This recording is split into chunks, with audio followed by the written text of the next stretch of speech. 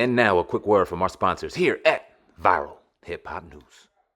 Man here from Viral Hip Hop News, letting my people know to go grab this bottle of miracle food right now. ShopADoctor.org put together some of the best ingredients on God's green earth to help your immune system, give you a cleanse and reboot that your body deserves. Don't wait for your miracle. Grab it in Miracle Food right now. Let's go. Go purchase the original crime drama series by Daniel Webb, The House of Lazenby, The House of Lazenby 1978, and The House of Lazenby, A Time to Heal at Archway Publishing or wherever books are sold right now. Now, one of the things that we didn't get to cover with you the last time was your role in Smart Guy. You know, you guys had about 40, 50 some episodes of that. Talk about how you got that role and talk about the beginning to the end. Like, why did that end? It was such a great show. Basically, my involvement with that show came when I was living in New York. I was working at Motown Records at the time. I was a signed artist there, working up under Andre Harrell, God rest his soul. And I was there recording, I believe it was my second LP with Motown. It was like a sophomore album that I was attempting to produce and put out through Motown. But, and for the sake of transparency and all honesty, I was kind of in a position where I was a little bit frustrated up there at Motown at the time. Not that anything, anybody did anything to me personally. It wasn't like that. It's just me and the company in itself. We weren't really able to figure out a way to kind of work together where they really understood where I was trying to go as an artist, and I didn't really understand the direction that they were going as a label at that time. Mm-hmm. So I was a little bit frustrated dealing with the growing pains of that as we were all trying to figure it out. And as I was going through those growing pains, this audition came through to audition for the role of Marcus on Smart Guy. I put myself on tape in New York. They sent the tape out to Los Angeles. This is before, of course, the internet and all that, and Zoom, where you could literally do all that stuff in real time now. But I sent the tape out, and the producers and casting loved the stuff that I did on the tape. They eventually flew me out to Los Angeles to audition in front of the network, to audition in front of Disney. And then I ultimately booked the role by the grace of God. And I worked on the pilot. And then we waited maybe about 4 months till we found out that we officially got picked up as a series. And so we initially started off, people know it as a Disney show.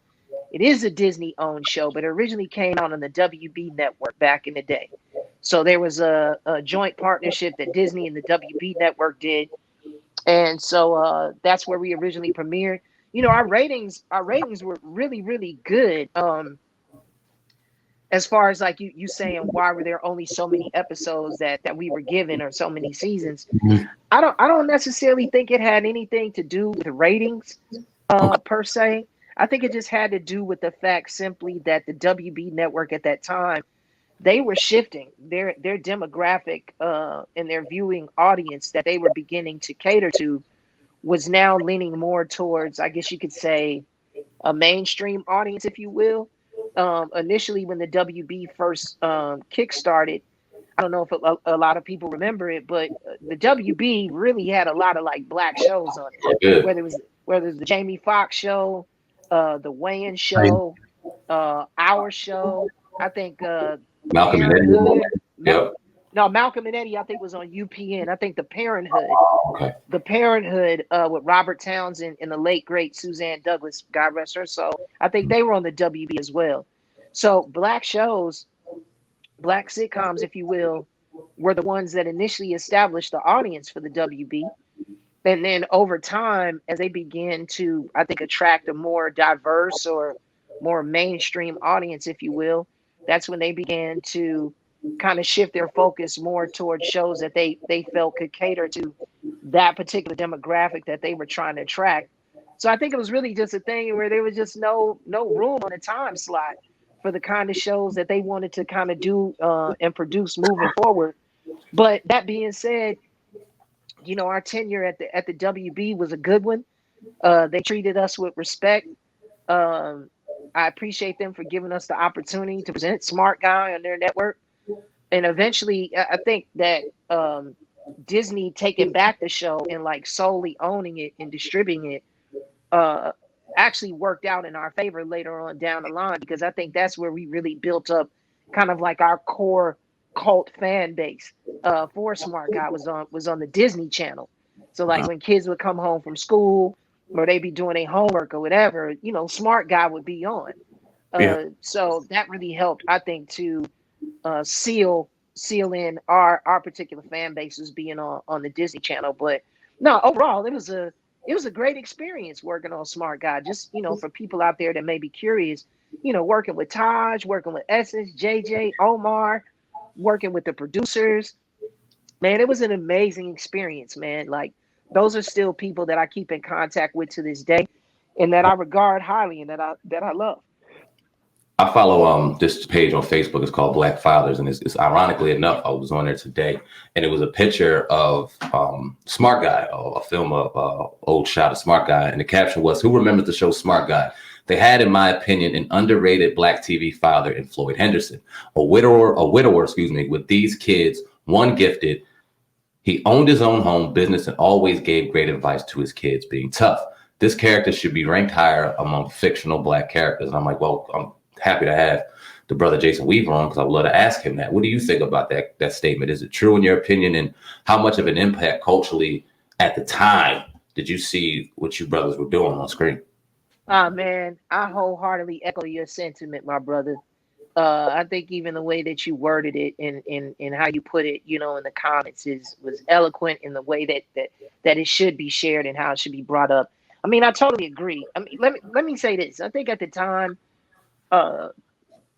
people were able to recognize that the storyline and the way that these characters were positioned and the story that we were telling, in particular with a Black single father, it was definitely something that hadn't been seen, you know, on TV in that particular era.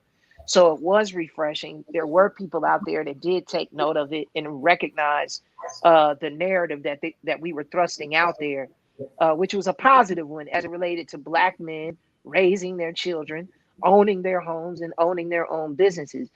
I don't think it hit much later. I don't think it hit different, as kids say nowadays. And I don't think it hit different until, you know, years later,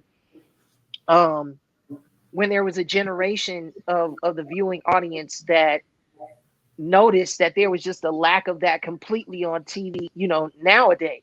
Right. They just saw there weren't a lot of examples like that. And so when a show like Smart Guy would kind of reappear or reemerge, that gave them the opportunity to get, you know, reacquainted back with that narrative. And I think people looked at that and was like, oh my God, man, what they were really presenting and what they were showing even back in the 90s was really dope.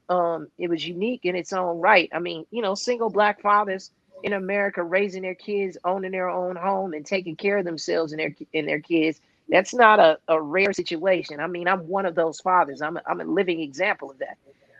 But I think for, you know, a lot of people in maybe mainstream America and even some people in the Black community, that was just a refreshing thing to see. And I'm so glad that I was able to be a part of the show that was able to show that was able to celebrate that and acknowledge that. Hopefully there'll be more shows on that will follow along in the line. You know, as far as us getting the recognition or it being underrated in that particular regard, there may be some truth to that, but I tell you what, I won't look at it like that. I'll put it to you this way. If we were the ones that helped kind of kick down the door to present those kind of stories, and we kind of just did our job, then that's what we were put in that position to do at that particular time.